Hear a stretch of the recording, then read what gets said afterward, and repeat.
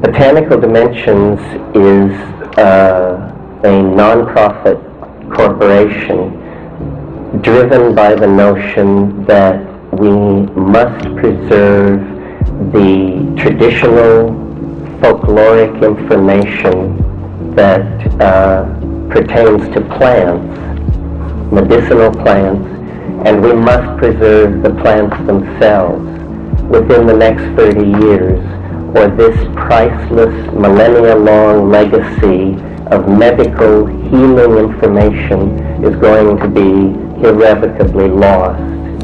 Now, I don't mean to add to your woes. I know you're worrying about the ozone hole and all this, and in the body of my talk I will make it a seamless web. It's all a single problem. But in doing field work in the Amazon, Kat and I and our colleagues and have learned that this information, this thin web of understanding between human beings and plants is in great danger of being lost. And it is not simply that we are driven by the motivation of the anthropologist or the curator. This information has a vital potential impact on modern healthcare delivery, how long we live, how healthy we are, how clear our minds are, may well depend on preserving the botanical heritage of folk information and identified species in the warm tropics. I don't know how many of you saw it. About a month ago on the front page of the New York Times, there was a composite satellite photograph of the Amazon last September over a 15-day period in infrared, and showing thousands of fires, literally millions of acres being burned to clear for cattle. The land can be used for cattle for 3 years after this process, and then it becomes so brushy and scrubby that it is useless for any purpose.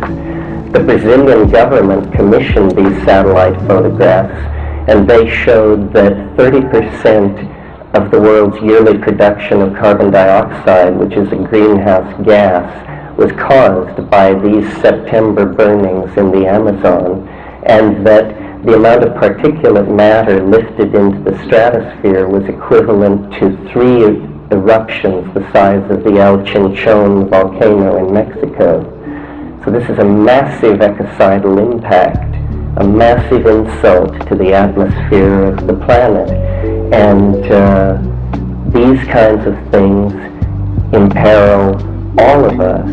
We need to realize that if the New Age means archaic revival, if it means reaching back in time for models in the past that can steady this culture as we move toward this ultra dimension that everyone can sense lies just ahead of us, then we are going to have to put on the brakes. We are going to have to act from a sense of the real needs of the planet. Well, in our own small way, that's what we're trying to do at Botanical Dimensions. It's where we anchor this high-flown rhetoric that I'm going to lay on you in political reality. It's where we try to act, to actually do something, to save information, to save plants, that people may be healed like that. All right.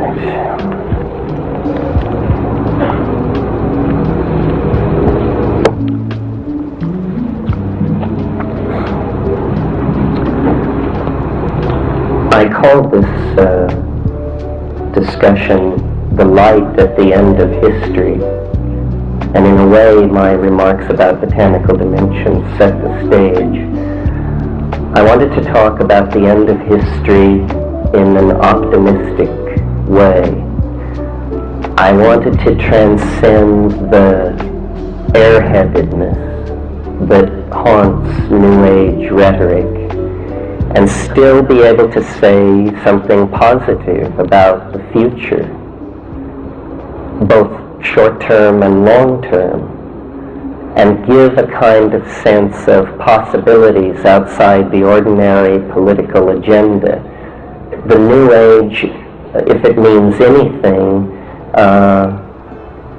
it must mean a revivification of values that are traditional, because those are the only values that have ever worked. And I don't mean traditional like 80 years ago, I mean like 500 years ago.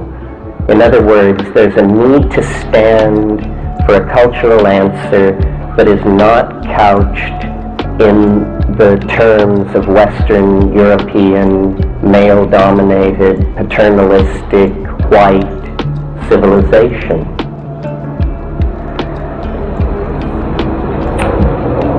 Now, I don't suppose it's any news to you that my inspiration for trying to take this position, or trying to understand what this stand might entail, is an involvement with the sources of shamanic ecstasy, an involvement with traditional usage of vision-producing plants. So in a moment when the whole world and the entire political apparatus is contorted by a fear of drugs, or at least an apparent stated fear of drugs, well, these institutions are being pulled many ways. I mean, we're talking about hundreds of billions of dollars in profits, and who shall have it? And some people think they should make the profit because they know best what to do with the money. And I welcome their representatives here this evening. But, so in the atmosphere of the present situation, I bring the news that there is an older, different way of looking at these things, and that the acquisition of gnosis, the acquisition of spiritual attainment, is not a matter of following gurus or immersing oneself in mastering excruciatingly difficult physiological techniques. It has more to do with what Roy was talking about, which is courage. The courage to commit oneself to full experience, whatever that means. To my mind, the greatest undersold commodity, and it isn't a commodity, in the world today is the felt presence of immediate experience. And this is what I suggest that, in part, the New Age should stand for. As I say, my own awareness of this emerged because I was willing to involve myself with the traditional vision-producing plants that have been used for millennia in all cultures throughout the world. I was saying to someone today, the whole history of the world can be seen as a careening set of relationships between human beings and plants, relationships made and broken, wheat, coffee, tobacco, tea, opium. All of these things bring with them the names of dynasties and empires that rose and fell as these plants came into play and then disappeared. So, what is there to hope about in the present situation, or what is going on in the world? Why is the 20th century such an apparent bizarre aberration? And why is our culture apparently the cutting edge of either the absolute apotheosis of the species or its absolute transcendental transformation? And why is it so difficult to tell which it is? Does anyone have any? No. There's a notion which is very useful in physics to rescue it from itself, which is singularity. A singularity is a place where the rules don't work. So if you come to that place and you have enough faith in the rules and they don't work, then you call it a singularity and you get to keep your theory.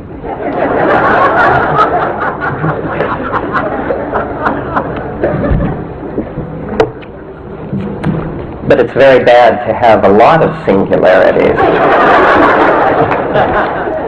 The more singularities you have, the weaker your theory. That's why Stephen Hawking decided that there weren't singularities at the center of black holes, because there were so damn many of them. Well, my notion of what's going on involves a singularity, but only one. The orthodox story of how the universe got here demands a singularity as well. It's called the Big Bang, but again, revised after Hawking, only one. Well, so science puts its singularity at the beginning of the universe, and here is what it is. It is that suddenly, and for no reason, the entire universe sprang from nothing. It was definitely smaller than a dime. And granted that, we can explain everything.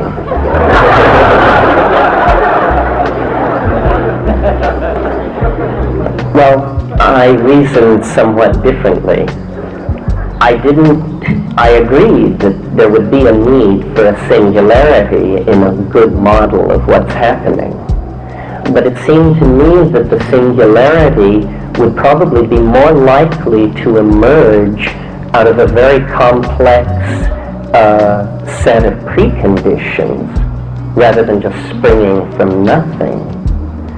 So I imagined that, well, why not put the singularity at the end of the life of the universe, when all kinds of complex things can have had ample time to evolve and put themselves in place.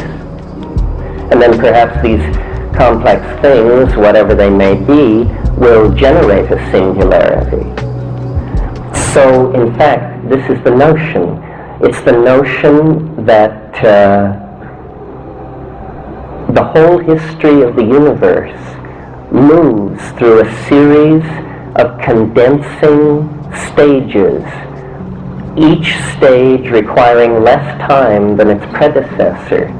And what these stages are is a gathering together of complexity. First, you have the emergence of primitive chemistry in the hearts of stars, and that occurs a long, long time after the Big Bang.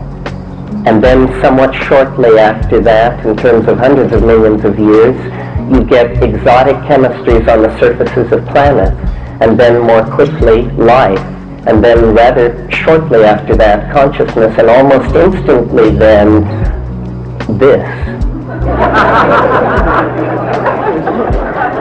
So what I take this to be is a leading toward complexity of all the processes in the cosmos as a set of nested entities. Now, what's very interesting about this is suddenly human beings are moved center stage in importance. Remember, I said that I thought the empowering of felt immediate experience was what it was all about.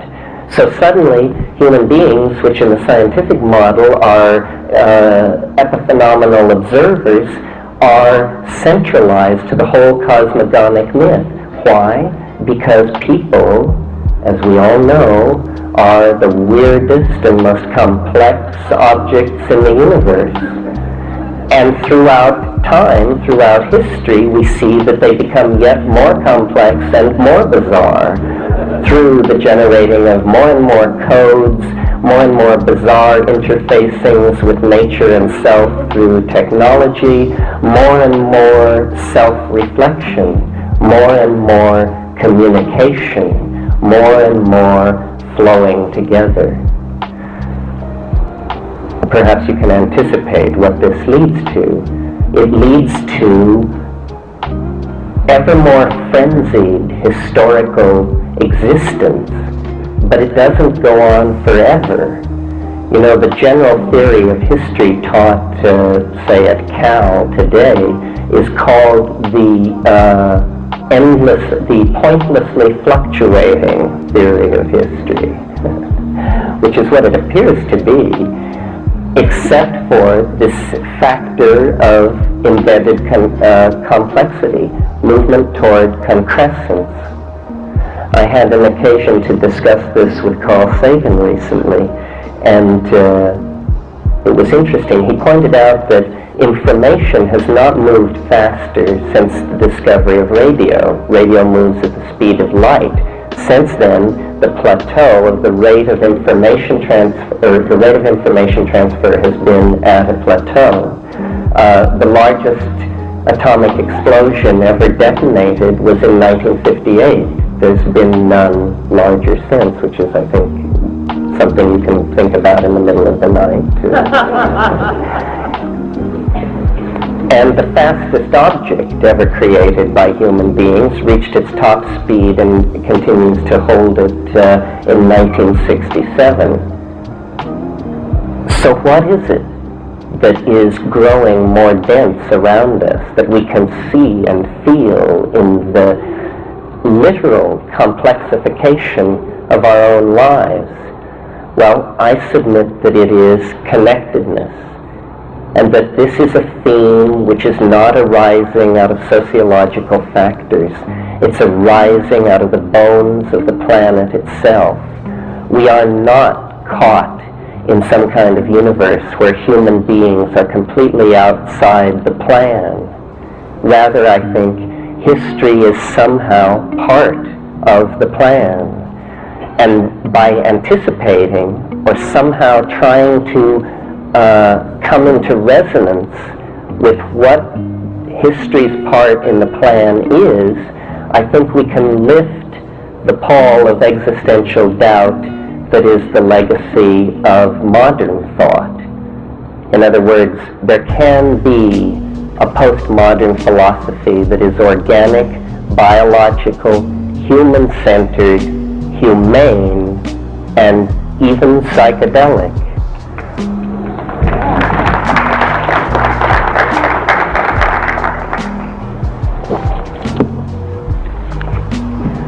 But now what about this singularity? Isn't this simply the end of the world that the fundamentalists are pushing and that the Hindus trot out every once in a while? Is that what it is? Is this scholasticism wearing psilocybin clothing? Could be, folks. No, I don't really think so, though. The Mandayans, who are a very obscure religious cult and hence very dear to my heart, have a very interesting myth, which is their eschatology is they believe that at the end of the world a savior will come called the secret Adam. And the secret Adam, rather than teaching a message, will build a machine of some sort. They're very explicit about this. And the machine is a light pump for gathering souls together and projecting them beyond the machinery of cosmic fate and back to their awesome and hidden home in the harmony with the All-Father who is hidden. They love that sort of thing.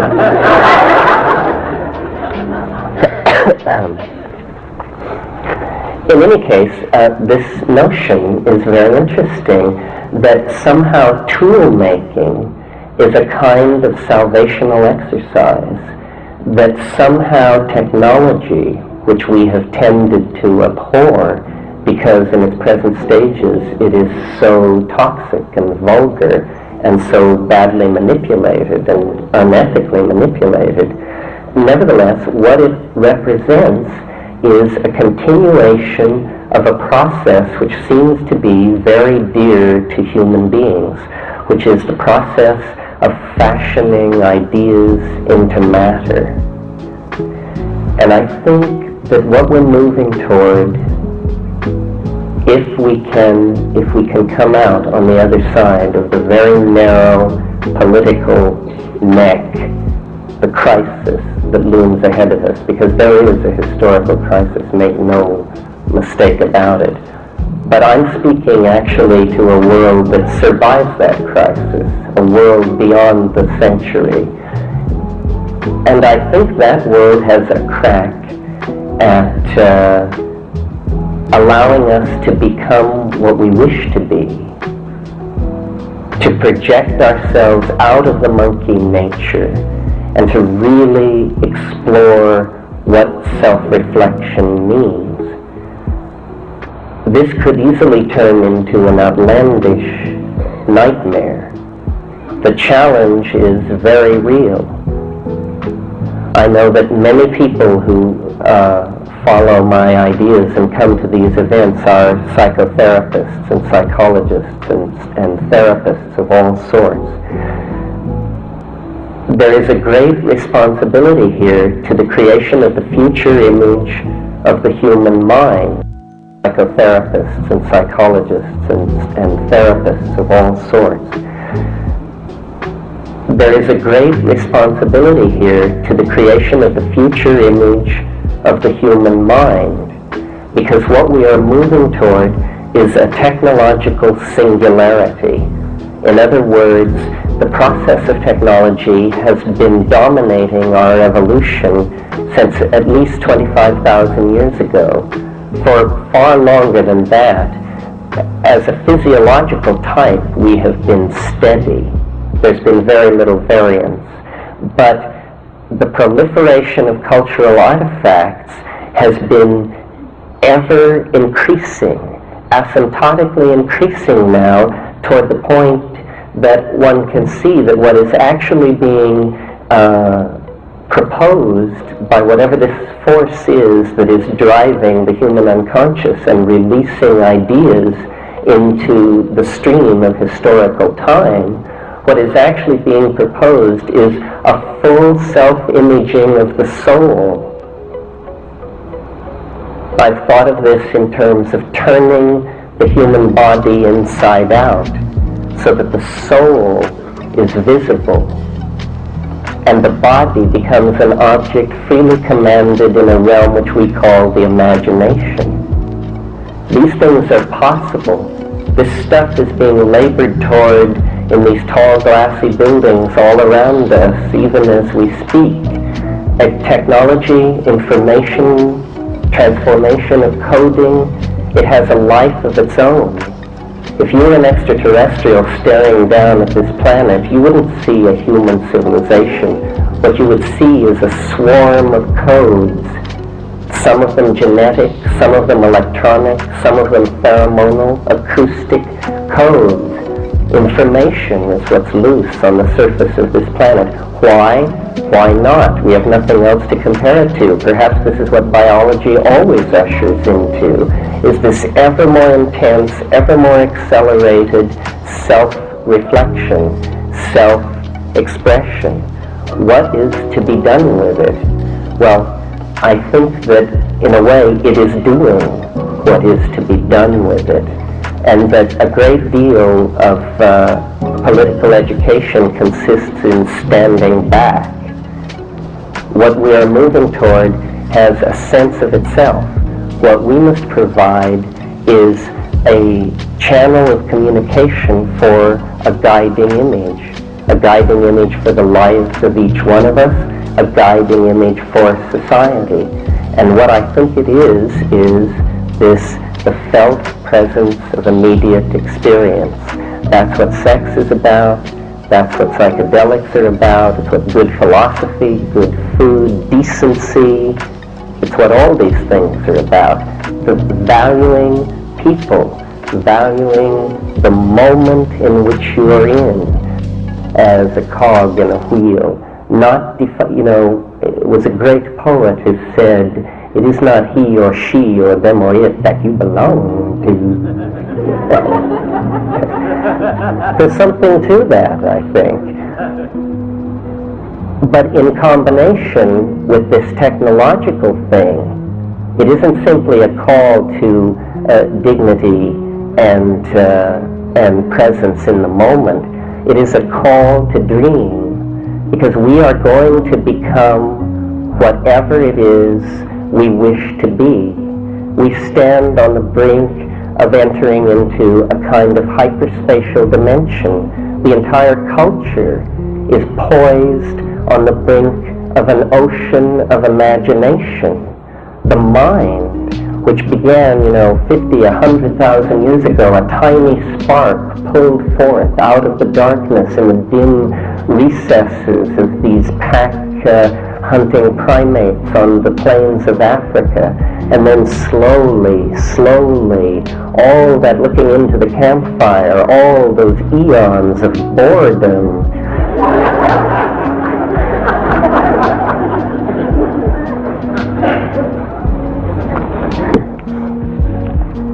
somebody had to invent canasta.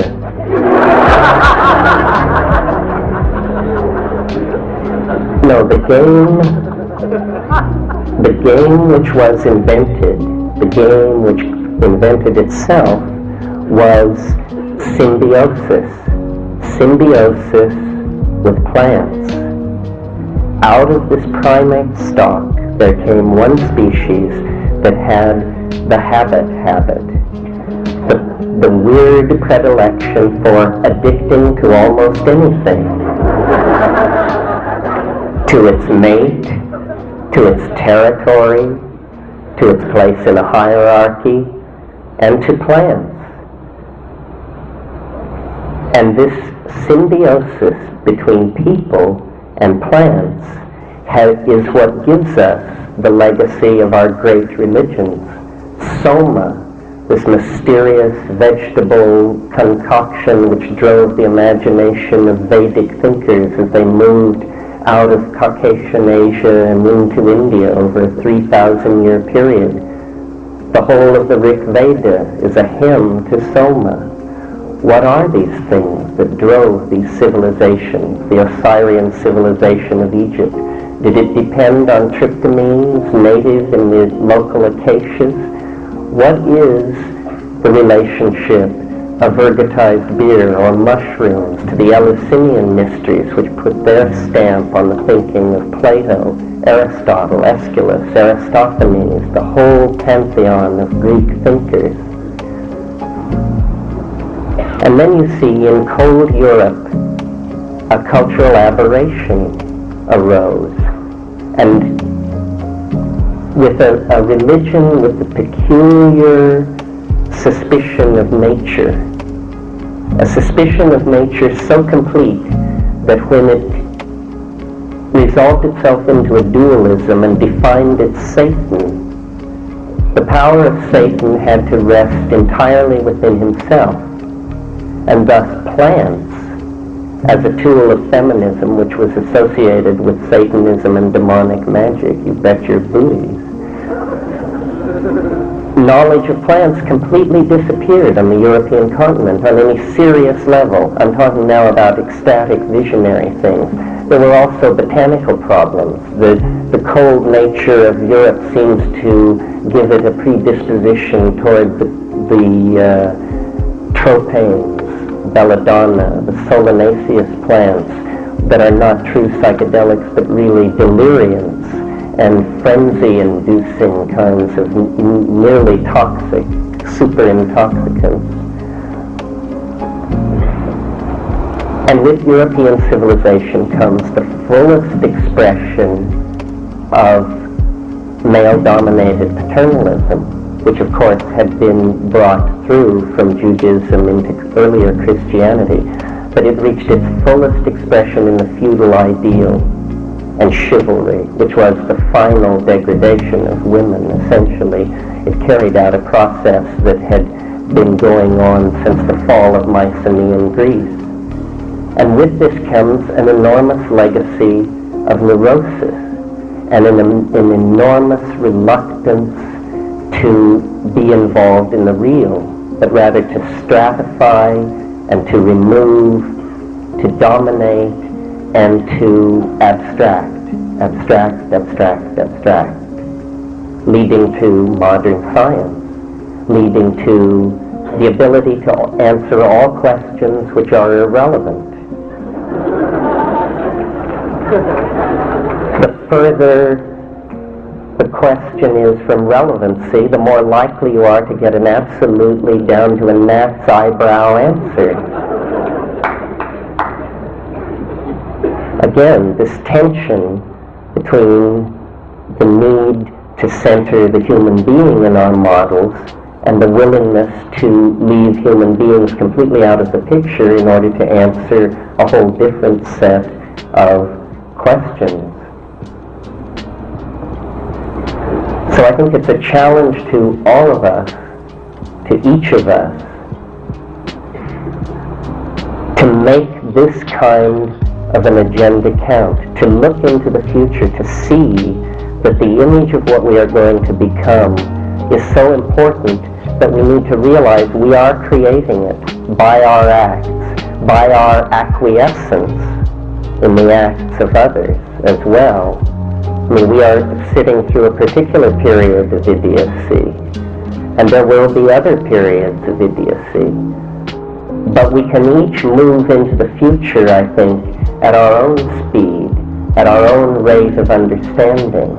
The best ideas will win. It isn't a matter of great power. It's a matter of having the clearest image of the human soul, the clearest image of a historical goal that would be worthy enough to rescue meaning from the pyre of ruin, to rescue meaning from the pyre of ruin that history is when you look back over it. All those pogroms, all those burning villages, those migrations, wars, and epidemics, those are our people back there. If it weren't for them, we wouldn't be here. The human enterprise does not exist to gutter out like a river flowing into a desert. We have to be smart. Obviously, there is a great crisis. Obviously, no one can speak in terms of anything we can conceive of existing on this planet 400 or 500 years from now. The historical neck is upon us. There is a concept, the concept of forward escape. This is what we need, a forward escape into another dimension. Now perhaps it's off the planet, perhaps it's into the bones of the planet, perhaps it's into a parallel dimension, perhaps it's forward into time, 1,000,000 years. But we must have, we will create this forward escape. It is the only possibility. It is not something to doubt. It is something to see as written into the record of events as we behold it. The steady acceleration of novelty, the ever-compressing and densifying of connectedness means that we are riding the forward crest of a kind of informational wave. And what history is a build-up of a kind of pressure.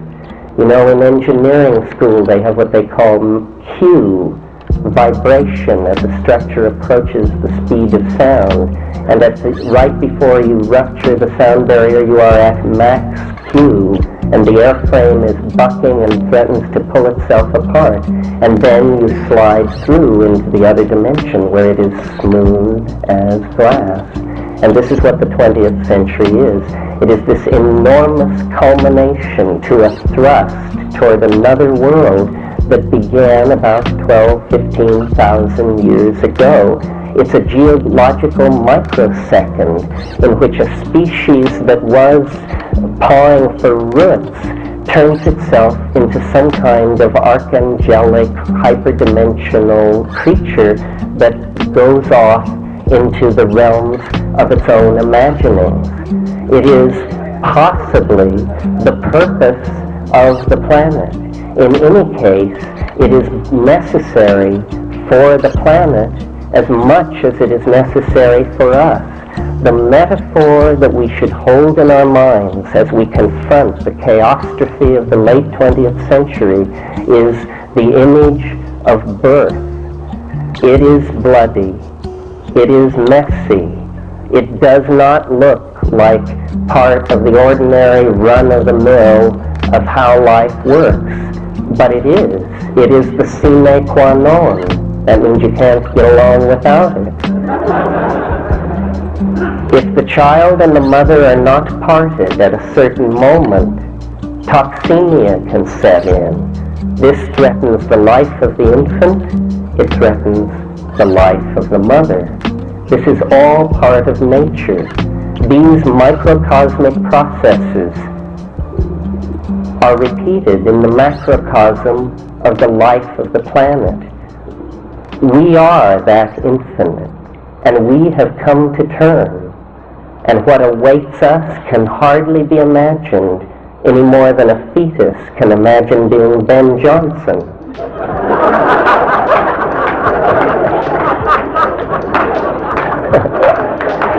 He looked good, I thought.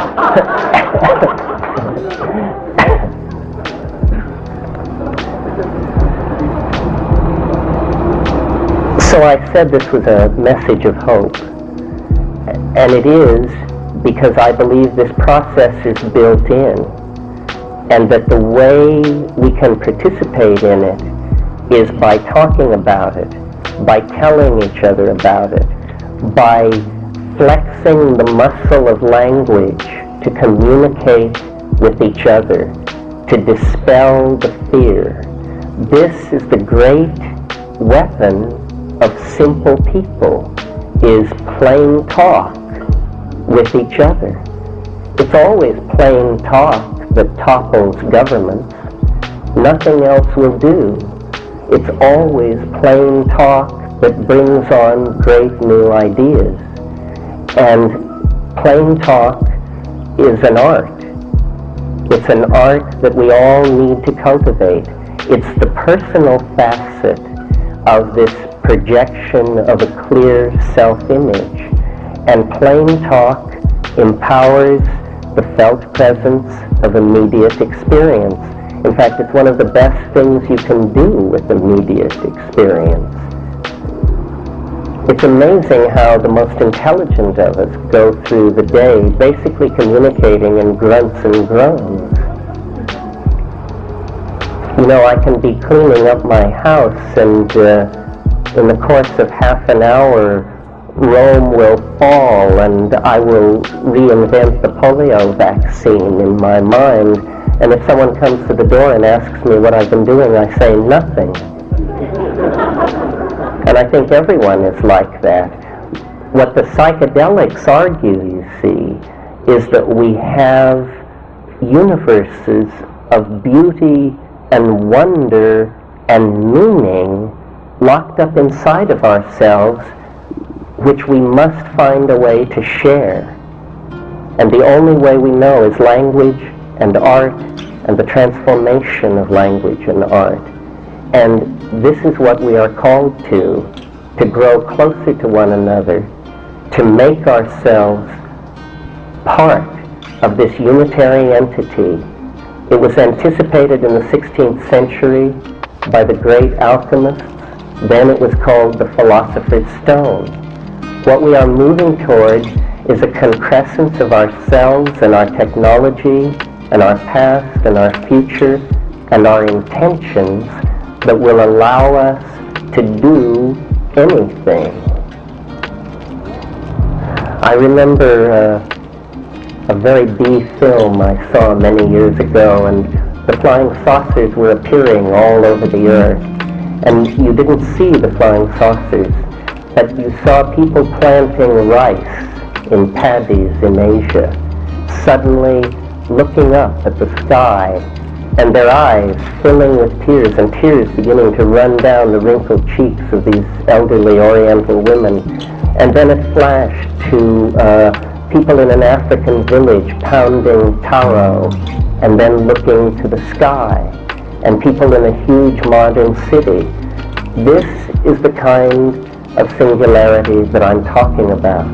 not piloted by friendly visitors from another world or unfriendly visitors from another world, but piloted essentially by the better half of ourselves, called by us from the future to join with us in rescuing the human and planetary enterprise through an act of understanding. Now, I've been accused of mysticism.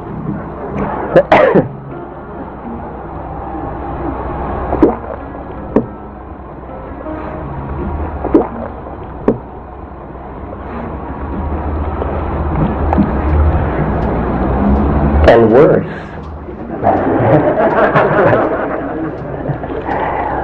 But my image of the concrescence that culture is moving toward is something like this. It is the discovery of a principle or an attitude or a drug or a device. It doesn't really matter which. You can choose the metaphor that you like. A principle, an attitude, a drug, or a machine. But what's important is what it does. And what it will do is transmit information into the future. Send information into the future. And when I first imagined this device, most people I think would ask themselves, what would it be like at the other end where this information appears in the future? But what I wanted to imagine was, what would it look like in this laboratory when the first message was successfully transmitted to the future? Let's not call it a message, let's call it a person for the sake of imagery. So what would happen in this laboratory as the first time traveler is sailed off into the future? Well, now at first I thought that what would happen would be that suddenly all over the world time machines would appear, piloted by people from the future who had come to see the first time travel. Are you with me on this?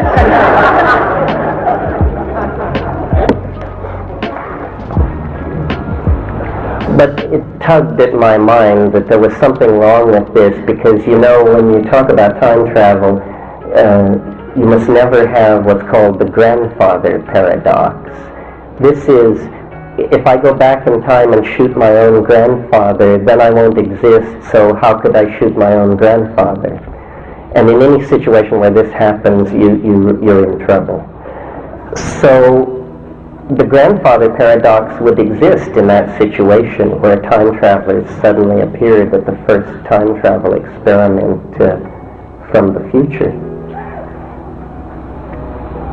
So then I had a different notion, slightly, I hope, more profound, and it is this, that if a technology were to be invented that could send something or person into the future, and if in the process of inventing this thing it were discovered that you can send a time machine forward in time, you can send it backwards in time, but you can never send a time machine further back in time than the invention of the first time machine. Why? Because before that, time machines didn't exist.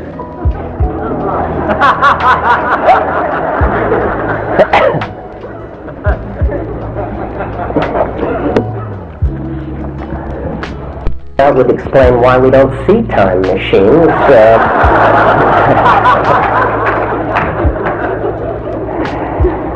So I choose to believe, and will now attempt to convince you, that this is in fact the kind of universe that we are living in, and that what our technology is pushing toward is the invention of some kind of something which in real plain talk is a time machine.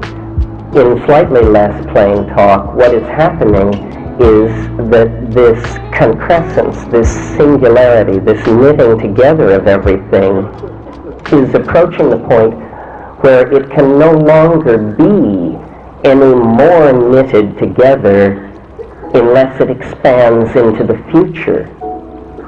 You follow? In other words, it's becoming so complexified that it's requiring another dimension for its own self-description, and the only dimension available to it is the future, and so it's beginning to move into this other dimension, and we, standing in the macrocosm looking at this process, say, oh, someone has invented a time machine, but this is how it would work.